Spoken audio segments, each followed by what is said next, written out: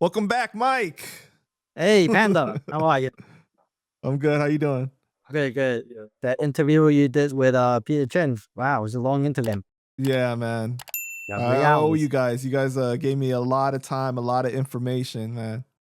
Yeah, if you have any questions, anything that you like in detail that he wasn't able to cover, feel free to ask. Yeah. Well, one thing was the Raymond Shrimp Boy Chow situation. Oh, Do you know okay. anything about that? Shrimp Boy, based on my interviews with some of the people on my channel, including Peter Chen himself, I guess he's a New Yorker. He came to New York, and he started off in New York. He worked in a gambling house. Yeah, so he started working in one of the Chinatown gambling house that the Ghost Shadows was protecting, and he was a car dealer. And based on what I know, that from word of the street, that he wasn't gangster material at that time, and he couldn't make it in Chinatown, so he had to go over to the West Coast, and he made it big over there. The thing is, what do you know about his case? He's serving life, right? And Yeah. what was the charges? I don't remember the charges exactly. Like, why is he serving life? Or what did he do to get that kind of sentence? I know that he was supposedly like using the organization in like a secret way, where he was like doing illegal activities out, beyond that. Because I know that he became a voice for the youth, right? He was doing a lot of trying to clean up his image, doing a lot of like speeches for people to like motivate the youth and everything about leaving the life behind of doing crime. But then like secretly behind the scenes, I think he was doing like money laundering or something like that. Yeah, the latest case was he got charged with, I think, a homicide, right? So yeah, that's right. That's right. Yeah, that was one of the charges, I believe.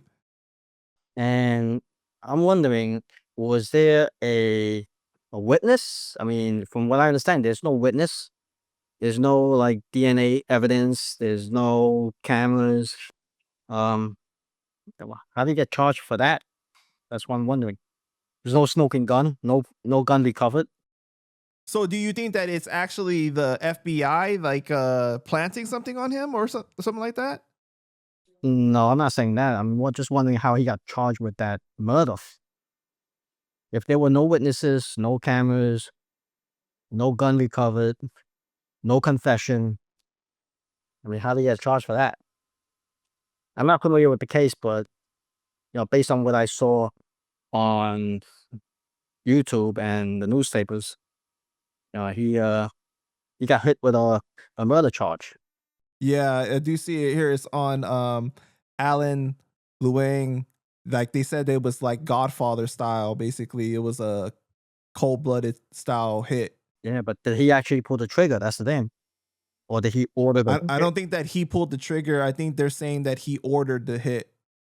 So maybe the person who pulled the trigger, could be the charge. See, that's Yeah, see, so right here they're saying in 2016, Chow was found guilty on 162 counts, including murder and aid of racketeering, racketeering conspiracy, conspiring to murder another rival, receiving and transporting stolen liquor across state lines, and money laundering. okay. So there's a whole list of other charges. Yeah, it's a whole bunch of things. Yeah. Uh-huh. And Yeah. I believe that there was a Leland Yee is a state senator that was a part of it too. He was a part of the corruption. Oh, he got caught up in that mess. I don't know how close he was with Shrimp Boy, but I don't think they were like close. No, Like they a were saying previous- that was his partner. Oh yeah. Oh, okay. Yeah. An affidavit was filed on March 14, 2014 and unsealed on March 26, 2014, charging Yee with violating the Title 18 United States Code. Okay, so for medical marijuana and conspiring to deal firearms without a license to illegally import firearms from the Philippines. So he was involved with a lot of stuff. Yeah, so that's why. Yeah, see, the FBI raided Yee's office at the California State Capitol and the San Francisco Chinatown office of the Gi Kung Tong fraternal organization. This was linked to the arrest of Shrimp Boy. Yep. And I thought he turned his life around, but once you turn your life around, you gotta stay clean, like 100% clean, because especially with his background, the feds don't go away. They just don't go away. Yeah, it's interesting because I remember him from watching Gangland, right? And at the end of his episode, he was saying that like he knew the feds were still watching him, trying to see him make a mistake and everything. And he was like, no, but I've turned my life around and everything. And then all of a sudden, like one day I decided to look him up again and I'm like, oh shit. Like, like he didn't after all, like he went back to doing those things. It's kind of crazy, man. Maybe he thinks he can outsmart the feds. Maybe he thinks that he's smarter than them. Some people Yeah, are like see, that. he pled guilty to charges of racketeering. He was sentenced to 5 years in prison and he came out in June 2020. And you know what? He had a second chance. He didn't seize it. Wow, man, that's Could have, crazy. But yeah, yeah, Shrimp Boy is definitely, I think he's in there for life, is what they're saying. yeah. I Wow. mean, he had the opportunity to turn his life around. He had a lot of followers. He could have done good for the community. Yeah, you would think that like the last thing that you would want to do is if you're going to be doing crime is to be doing it with the spotlight on you, right? Like if you have like a name or like you don't have to be like getting in the public eye and like giving these speeches and like bringing more attention to yourself. Like just do it like without no one knowing you or something. I don't know. It's kind of weird, man. Yeah, just probably better to stay low. Right, exactly. Get a second chance like that. That's it. I'll just live out the rest of your life. Yeah, man. Because the Fed's not gonna go away. Look at like guys like Sonny Franzese. He came out and he went back in for shaking somebody's hand over a handshake. That's crazy. Wow. Dealing with a known felon. Yeah, he's sentenced to life in prison without parole plus 20 years on top of that. Yeah. And even when Peter Chin came out from prison, they were watching him for a while. Mm-hmm. Were following him too. Did you know Pete in before you became before before his prison sentence, did you guys know each other like ever like have any interactions or anything like that? No, because he went in around 84. I came out around 86. Oh wow, so you guys just barely like missed each other, huh? He was like a street legend. When it comes to like the tongs, right? Like they're all connected, right? Like so like the one in San Francisco, Hop Sing Tong, it's still it's affiliated in New York and everything, right? Like it operates nationwide. Hip Sing. And the Online. I mean, Online has a lot of chapters. Oh, Even in okay. So Florida to certain ones Commodore. have a lot of Certain chapters. ones, yes. Got you. Okay. Because Yes. I see here that Raymond was with the Hop Sing Tong specifically. There's so many tongue associations. We're talking about dozens and dozens of them. I have a list of all the tongue association. Maybe one day I'll list it on my channel on the community page. One thing that when I was talking to Peter about that was really interesting was the time that the scientists got killed and Onion Head hadn't come back yet, right? But a lot of YouTube channels, they always try to make it seem like he was responsible for that. It brings in views, I guess. Just like they call him Machine Gun Johnny, Right. right? We didn't know him as Machine Gun John. No, nobody in the streets knew him as that. It's only the cops who knew him as that. Mhm. Only the reporters. How come they don't use the name Onion Head? Why do the reporters always use Machine Gun Johnny? And they even amp up the Onion Head one, right? Because they say that, oh, like he brought tears to people's eyes and that's why he got his nickname, basically. Exactly. Right? Isn't that going to bring in more views? It sounds more exciting than Onion Head because they call him Onion Head because of his hairstyle. It was like an onion. Man, roll the clip. Okay, so just to recap. So Onion Head wasn't in the picture when the scientists got killed, right? No. And then after scientists got killed, Fox goes into power. Yeah. Right? How long is he in power before Onion Head comes back? Well, I would say, let's see, when I talked to him, when I got arrested, when I was arrested later on, then I heard things about them. Yeah. So maybe a good year, 6 months. I couldn't exactly say. Okay, but not long. It's 100% that while I was on the street, he wasn't there. He Gotcha. was nowhere near there. Why do you think he stepped aside for Onion Head? Oh, he got the goods. You know, I didn't hit. I mean, he. You talking about Fox, right? Why did he step he aside didn't care about that. None of that. He didn't care about none of about the street yet. He cared about money, woman, and that's it. But you can see he's a playboy. Yeah. So it was widely known at that time when the scientist died that Fox came in and was the replacement. Yes, Fox was the leader. No, it was basically I mean, he was like the second in command. I mean, that's with seniority. Who else? There was really nobody else. The scientist kept a tight circle, tight crew. His crew was so tight that he wouldn't even allow his members to go to these parties. That's why I want to fill in the blanks with kids I said. They don't go to these parties. They're not out there in the open. They kept a really low profile. Wow. They operated in a tight knit circle. That's why, like, anyone he didn't trust, he kick out. Just like Onion Head, he didn't trust Onion Head, so he kicked him out. Whatever happened to Fox? What do you mean? Like in life, do you know whatever happened to him? Oh, he's around. He's around. He in America still, or is he in? Well, he was spotted somewhere by a former Thonglon member who reached out to me. I'm not gonna say which country and where. Got you. Recently. Is there any chance that you would ever get to interview him? I don't think so. Fox? I don't think so. No, that would be pretty epic, though. Right. I mean, there's a lot of fugitives out there. Yeah. Remember kids I mentioned about a guy named Paul? I mean, there's so many Paul Wong, right, in the Ghost Shepherds. One of them is Whiteface Paul. He's also a fugitive. He was featured in America's Most Wanted. Yeah. So there's a lot of people that have gotten away with things from back in those days that you remember by name. Yeah. I remember watching that episode on TV first they came out.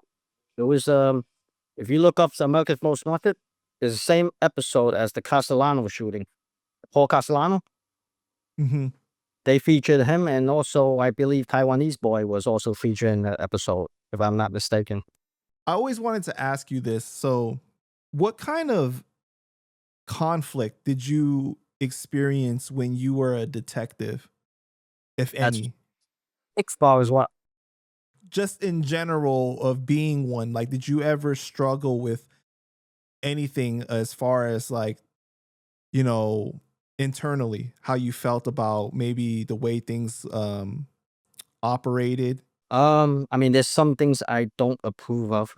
Some things I see that I don't approve of, but the system is bigger than me. I'm just one person. I can't make a difference. Sometimes you feel like you're part of the system. If like you're going in the military, you're just one soldier. Can one soldier make a difference? Can one soldier make that change? I'm not in a position to make that change. Maybe if you become a general, or maybe if I become a chief in the department, or general in the army, just one person. It's kind of like one of those situations where it's like you can't worry about things you can't change. Like you can only focus on what you are in control of, basically, right? Yeah. And if you're part of the system, there's only so much you can do. Only so much you can do. If they go out, for example, if they go out and tell you to, for example, I'm just saying, just off the top of my head, go write 20 summonses. You're not going to do it? And then those things, and you don't have to do it. They would want you to do it, but you don't have to do it. But what's going to happen if you don't do it? If you don't come in with 20 summonses a month or a day or whatever they want. You know? If they want you to make an arrest. They want you to make let's say, for example, I want 3 arrests a month or 2 arrests a month. You're out there hunting for arrests, right? You don't have to make an arrest. While being a detective, what would you say is like one of the worst things that you ever witnessed? Because I feel like a lot of times people have this attitude towards police, like, oh, we hate police. They're always the ones that are cracking down, causing issues, or blah, blah, blah, like getting us in trouble. What, you know what I mean? But I don't think that people realize how difficult it is to have that job and the terrible things that you witness on a regular basis that you have to be able to process. As a detective, I've seen a lot of gruesome things. Went to a lot of crime scenes. It's just the only thing that bothers me are kids. Anything involving kids. Right. I mean, things that stick to my head right off the top of my head. A box truck backed up. This elderly lady was pushing a baby carriage, like a 7-month-old baby. Backed up into the baby, crushed the baby. All the innards came out, squirted all outside the pavement. It was a hot summer day, and it's basically his insides were cooking on the pavement. So my gloves pick up the innards and get rid of it, because it's all over.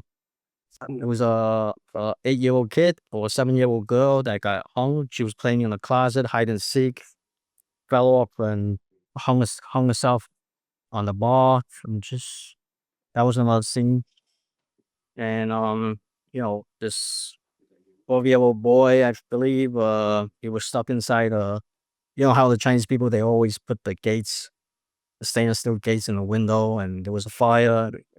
By the time the firefighters, came, the kid was dragged out the window, ripped, and I carried him to the ambulance, and he died. He died, and I had to tell his father that his son died, and I would never forget it. He just passed out, like dropped like a sack of potatoes, just dropped, like he just passed out when he heard the news, and I was the one who made the notification to him because he only speak Cantonese, things like that. And also the famous Kletsky case. Kletsky, the kid who was chopped up into pieces and put in the refrigerator, was molested by, I guess, one of the people in the community, and that made headlines. So many cases involving kids that I just can't get out of my mind. But well, there's a lot of cases with adults too. I mean, some people die so unnecessarily, and one case that stuck in my mind because this guy didn't have to die. He died because it was a nice summer day. He was riding his bicycle in Prospect Park, and he fell off his bicycle. And I had the foot post there. It cracked his skull. You see, like, brain matter on the pavement. And if he wore his helmet, he wouldn't have died. So, and then since then, I was thinking, how many times did I ride a bike without a helmet when I was a kid? And how fast was I riding that bike? And I'm staying there at the scene, thinking to myself, like, all those times I rode a bike without a helmet, and then if you fall and you don't have control over your fall and your head just even touch the pavement, tap your head on the pavement a little bit and see how much it hurts. Now imagine your full force, getting tossed off your bike, falling off your bike and smashing your head on the pavement. So these are the things I think about when I'm standing there for 8 hours on a foot post. A lot of gruesome scenes, a lot of suicides. We respond to DOA, death on arrival, that advice, but Texas have to respond to anybody who died in the house, so we go to a lot of those, suicide, when people hang themselves. It's not a pretty sight, especially when you hang yourself. You'll be shitting your pants, because it's not a pretty scene. Do you feel like being an officer gives you more empathy for the pain that people endure in life? Or do you think that it forces you to have to compartmentalize that and separate yourself in order to be able to survive to continue to do the job? I think every individual is different.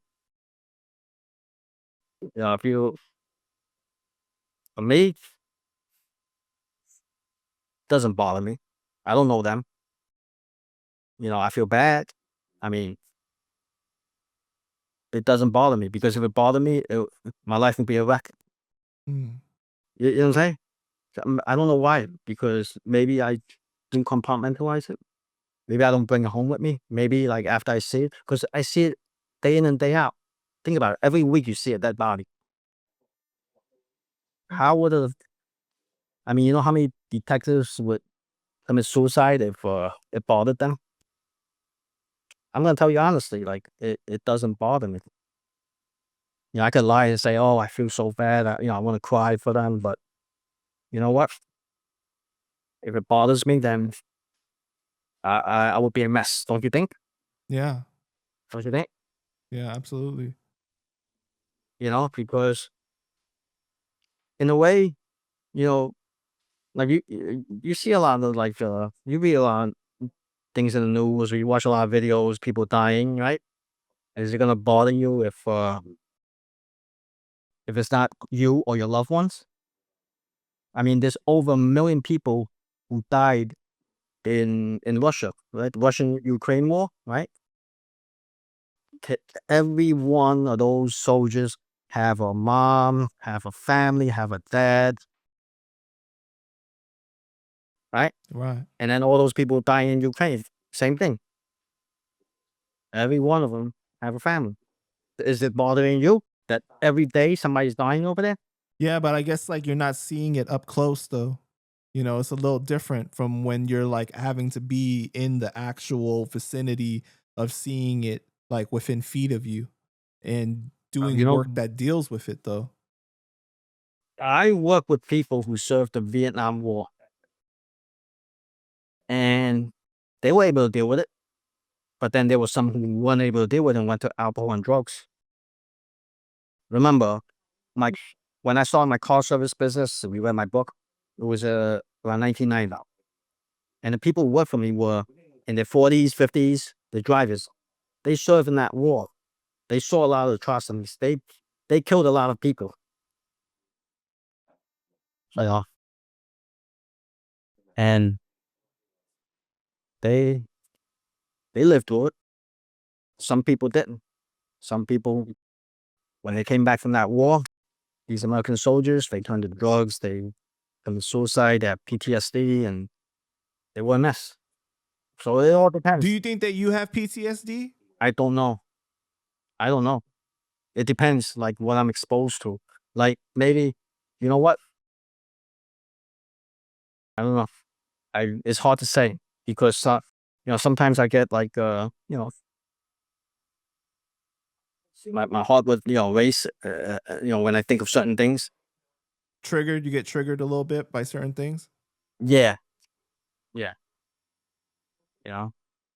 So I don't know. Do I? I don't know. So your I whole time that you were on the job, like you didn't rely heavily on anything to cope or to deal with it, cuz like the way that like TV shows, movies and everything make it seem like drinking culture is very popular amongst people that are on the task force, right? It's like at the end of the day everybody drinks or something like that, like to help deal with the fucked up day they had. That's like a form of escape. See, I'm not a heavy drinker. I'm Mhm. more like social. I don't need to drink alcohol. That's why like a lot of cops they drink to escape. You know, and when I went to the academy, it was 9 months of training, and I remember them bringing us to the morgue. And we walk into the morgue and we see they want to expose the young rookie cops to dead bodies, gruesome scenes. Like I remember seeing a body on the slab, and this person was a fit, very fit, strong, muscular male black, and he had his 2 hands missing and his 2 feet and his head. So he was missing just his feet, the 2 feet, the 2 hands, and the head, and it was like surgically removed. That's how like clean the cut was. Probably like either with a chainsaw or whatever, but just to remove all traces of who he was, you know. And then another guy that they were doing an autopsy on was a young Hispanic guy, whatever, and you know, little age, maybe like in the 30s, and young guy, and they open up his body, you know, like and doing autopsy. I'm thinking like this guy is so young, and I'm pretty sure like he didn't wake up that morning thinking he's gonna be dead. You know, it's like they did away with that after 1996 because a lot of the recruits they couldn't handle that kind of a gruesome scene, and a lot of them quit. A lot of them got traumatized. So not all cops can deal with that, you know. Mm-hmm. So that's why they don't do that anymore. They don't take these rookie cops to the morgue anymore. After that, It seems like you have to be a very special type of person to be a police officer, right? Like the ones that appear to be the ones that are end up corrupt or take advantage of their power, they seem to have this kind of profile of they felt helpless in their lives when they were younger, maybe got bullied, or you know, they weren't the most popular ones in high school or something like that. And then when they get to having a position of power, they take advantage of it. What did you personally see from the ones that ended up doing things like that? this is my own personal opinion. I think the power hungry people in the department probably never had power before, and when they got a little bit of power, they don't know what to do with it, and a lot of the corruption. Um, I my own personal opinion. Corruption. They don't have any experience. They don't have any experience whatsoever. Like they have zero experience in the streets. You know, So you're talking life experience. life experience. They don't have enough life experience, and they got trapped into it. They got drawn into it. You know, it's it's like if you were in the streets doing illegal activities, it's like criminal 101. You know, a lot of these cops are getting caught for some stupid things. They're not making any money, you know, unless you're like bringing home millions of dollars. It's not even worth it for the corruption. I mean, your pension is worth more than that. You know, you're just spending a job. Isn't there kind of a code of conduct that you're not supposed to tell on your brother in blue, basically? And like, if you are willing to, then it's like you're viewed as like, you know, just as bad as a snitch, obviously, you know, like in the street. During my time, yeah, but now everybody's racing to rat on each other. You're talking about as far as police officers go. Police officers, hey, they call it the blue wall of silence, right? Mhm. Isn't that what you're referring to? The blue wall of silence? Right. They have the blue wall of silence back then. I mean, why would they say if there isn't any truth to it? You know what I'm saying? But as far as now, no way. No. Because the system is in place where if you don't rat on your fellow officers, you're gonna get crushed by the department for failing to report. Mm. So you know something, you have to say something. Now, when you see police corruption, like on TV or like when you saw it personally and stuff like that, did you feel like that was as bad as like when you saw betrayal in the streets being a gang member? Was it like similar to you in that same way? Mm, rephrase that question again. So like seeing, you know, somebody tell on their own team, their own gang member, right? Like snitching on them and betraying the gang or something like that, or doing something to turn their back on them, right? It's obviously you're living by a code of honor, right? When you're a part of this group. Now, when you see like police officers betray their own code of honor of like upholding the badge and doing what is right and things like that, did you feel like that same sense of feeling of like kind of like this is so wrong what they're doing? I don't have any comment on that because as far as corruption, um, me personally, I didn't see or witness any forms of corruption on, no, I mean, from other cops. Mm, I'm talking about, I'm only speaking on my own personal experiences. Corruption came my way because I was working solo. I was only one solo foot post cop for 9 years working in Chinatown. So a lot of offers came my way. I didn't work with any other cops. Only occasionally, I'll be sent to work in a sector car with a partner, but I don't have a steady partner. And even then, I was exposed to corruption, people dropping money on my lab when my partner is sitting right next to me. Um, those are some of the stories I have, and it's in my book.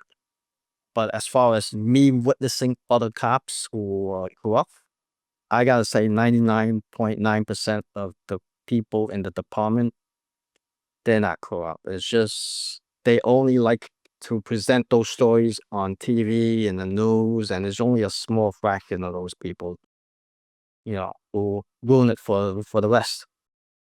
okay.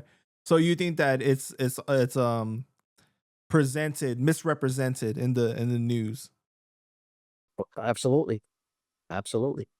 They'll Let's put it this way: if you're a NYPD officer and you do something wrong, you're gonna be in the front page of the newspaper. You're you're gonna make headlines. It doesn't matter how you could be going to Walmart and shoplift or something. Head lost for a $10 idol. You're gonna make the news. So of course people gonna remember that, but they don't remember all the good things, right? Just like when a plane crash. People remember the plane crash, but it's safer to be in an airplane than driving in a car. Yeah, man, that's crazy. Wow. So what is your reaction when you see these things being reported on the news? Do you have like any reaction, or you're just kind of like, yeah, it happens from time to time, but it doesn't represent My, us as a whole? exactly. I'm thinking, what about the good things that they do day in and day out? How come the Hmm. reporters don't report that? Yeah, sure, man. I'm sure there's plenty of feel good stories that the cops do day in and day out. There's, over 35,000 of them out there, and they go do a lot of good deeds, but they don't get reported. If you could do it all over again, would you still become a detective again? Oh, that's I never thought about that, but I don't know. Never thought about it, but if I you know what? I never thought about that. I don't really look back and think about what if, what could have been. I just move forward. I push forward. I don't know. Well, you tend to live life without regrets, so you don't regret becoming a detective, right? No, I don't regret anything. It's just I accept I accept whatever comes my way. I mean, I know for a fact being a detective, working those long hours is gonna take years of my life away, and it really took a toll on my health. But what am I gonna do? You know?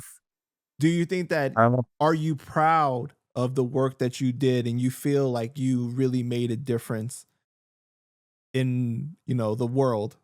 I wouldn't say the world. I definitely made a difference in some people's lives. I definitely made an impact on some of the people I came across that I helped, and some of those people, who thanked me, and some of the cases I worked on, I gave it my all, and you know, that's it's part of my job, and it's who I am.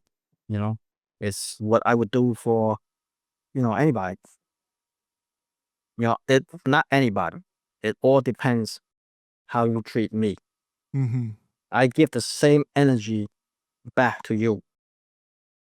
That's how I am. So I'm just being truthful.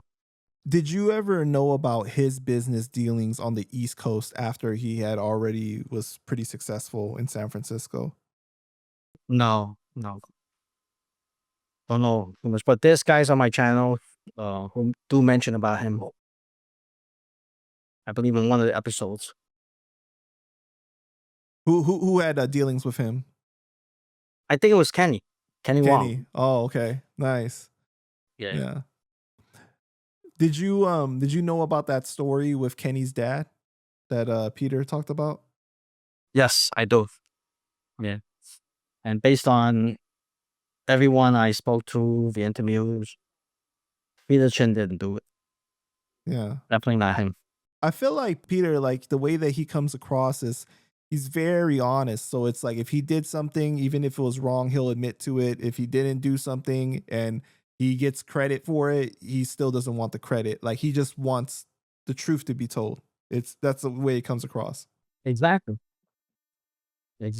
Just like the kid who was killed in Music Palace Theater. Believe his name was Spirit. Yeah, he was a Ghost Shadow member, a senior guy. They all thought it was Peter because he was wearing a bulletproof vest when he was in the movie theater, and he was shot by the Flying Dragons, I believe. And they were sitting behind him. He didn't know.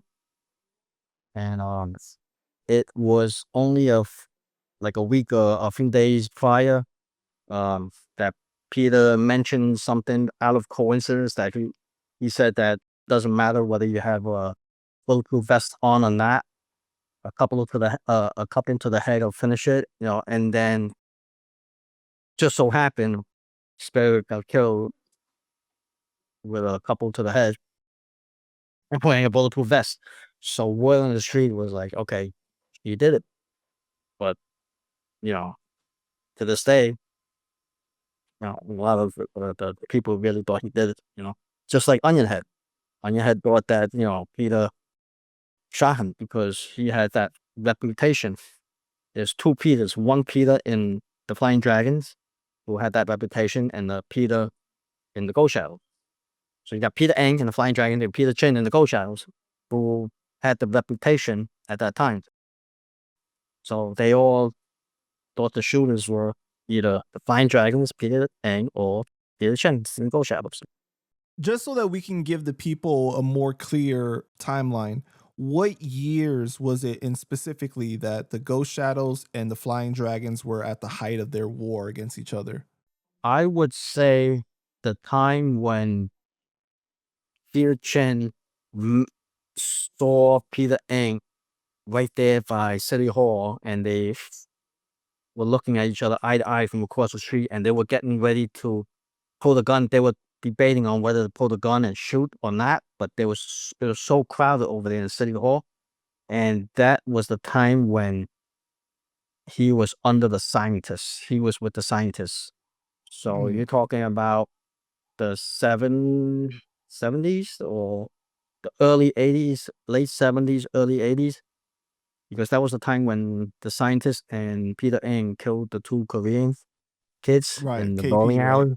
Yeah, so that was the height of the war. And then when the scientists died, when Fox came to power, Peter Chin requested to know who's taking over the Flying Dragons, who's going to be the new leader. And that's when they had a sit down, and Fox went over to talk to Peter, and they had a meeting at a restaurant, at a French restaurant. So would you say that the war was really only existent for like probably like 5 years or something like that? Like and then the war came back later on. Right. But I mean like during that time, like at the height of it was like probably like 5 years or something? Yeah. I would say around maybe less than that, because don't forget the Ghost Shadows just came into power like around 76. Mm-hmm. Yeah, you can say that around there. Around there. So Do you know about any of the politics that Peter was talking about with like the watching or anything like that? Do you ever have any experiences with them? no, no. But the Watching wanted to well, the Watching got kicked out by the Joe Boys, so they had nowhere to go. So they sent there's a lot of people from over about a dozen of them came over to New York City at that time. They got kicked out. So they wanted to take the streets back over there from the Joe Boys. So they wanted the Ghost Shadows to help. And that's when Peter Chin offered his help and flew down there. And it was a failed attempt to take the streets back. Then they came back. And when they came back, Peter got arrested on that murder charge. And then the Watching figured, okay, now is our chance to take it over and from Nicky Louie. So they tried to kill Nicky Louie. So 2 Watching members tried to kill Nicky Louie. And those 2 Watching members got arrested and sent to Rikers. And one of them was in the same block at Rikers Island with Peter Chin. But Peter Chin didn't know that that was one of the guys who tried to kill his boss, Nicky Louie. And that Watching guy didn't tell him that he was in there for that charge. Wow. So they did their time together. And then when Peter came out, then he realized that that was an attempt made by the Watching to take over Ma Street from the Ghost Shadows, but it was also a failed attempt. How did because the Watching were so strong, right? How did they get overpowered by the Joe Boys then if they had the advantage of being so strong before? Numbers. The numbers. Joe Boy had the numbers. But he came from the Watching though, right? Who? Joe, right? The founder? Yeah.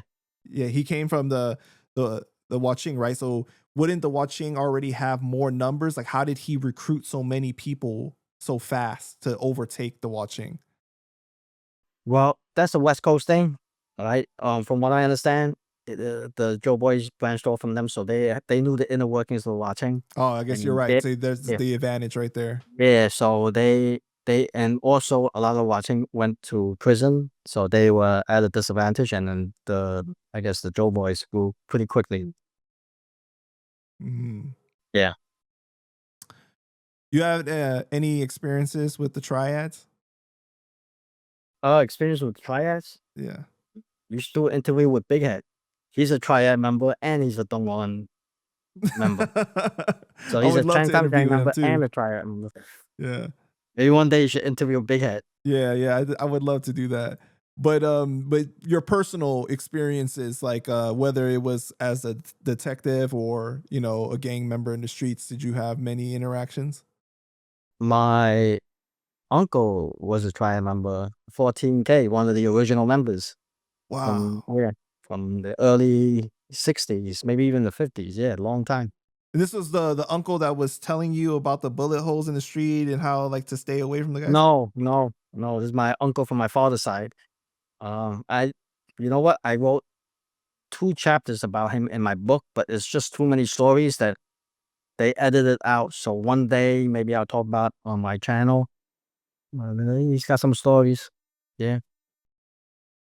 And well, can you at least just say like was he operating internationally or he was operating in America? Oh, he mostly in Hong Kong, In Hong Kong. Okay, because by got the you. time he came to America, he didn't do any of the illegal activities over here in the U.S. He came here illegally, so he just stay low. But in Hong Kong, I think there's he served like in 4 out of the 5 prisons in Hong Kong. At that time, I believe in the 70s, there was only like maybe 5 or 7 prisons, but he's serving like 4 out of the 5 or 7. Yes, some stories. What about so did you ever have any interactions with like Yakuza or anything like that? Or there just No, not enough Japanese people in New York, that's mm, why. no, no, we never came across them. No, none of the people I knew from the streets, even back then, current day, all the interviews I did, like Yakuza is different, very different. You're Right. talking about a whole different race, the Japanese and the Chinese, and they really don't deal with each other too much. And they're more like on the corporate level, don't you think? Like they got their hands involved with like Yeah, they're involved in like every facet of society in Japan, everything. pretty much. It's pretty crazy. Even part of the government, part of the Businessmen. businesses, the owners of investment buildings and all this kind of stuff. Right. Different So levels. it's not like that in China at all. The Triads don't operate like that at all in China. The Triads is Hong Kong. Not in China. They don't have any that kind of well, thing in Hong China. Kong, they don't operate like that at all? Hong Kong before China took it back. Yeah, in Hong Kong they operate like that. They penetrated the police department, the corrections department. Yeah, they had their hands in everything. Even the movie industry, everything. The Triads had their hands in everything. How do you even combat something like that? It's hard. Yeah. It's very hard because I mean, look what happened now. When China took over, then it's all up to the government. If the government allows it, then you'll be able to exist. But yeah, you need a whole different government, I would say. You need Right. all these regime changes in order to combat something like that. So you split your time between New York and the Philippines, right? Why was China not an option for you? Because China is not retirement friendly to expats, like from other countries. Mm. They will only give you a visa, for X amount of days. Then you have to leave the country, renew your visa, and go back. So I'm looking for retirement friendly countries for the US. But there's a decent Chinese population in the Philippines, though, right? You're talking about Chinese from China, or Well, because I know they celebrate like Chinese New Year there, don't they? yeah, but they're not the Chinese Filipinos. Right. Well, you know what I mean. But like, You're not talking about Chinese from mainland China. They go there to. Well, at one time they were, right. Because I mean. Yeah, just like the Chinese Americans here in this Right. country.